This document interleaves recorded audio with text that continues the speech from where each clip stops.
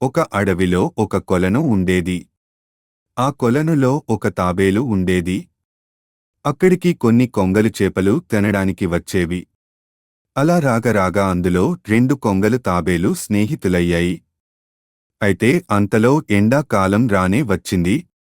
మడుగు ఎండిపోతూ ఉంది. కొంగలు అన్ని వేరే చెరువుకు వెళ్లడం ప్రారంభించాయి.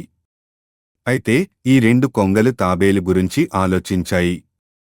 ఇక్కడే ఉంటే తాబేలు ఈ ఎండాకాలంలో చనిపోతుంది అని. ఇంతలో వాటికి ఒక ఉపాయం వచ్చింది. అవి ఒక కర్రని ముక్కుతో పట్టుకుని వచ్చాయి.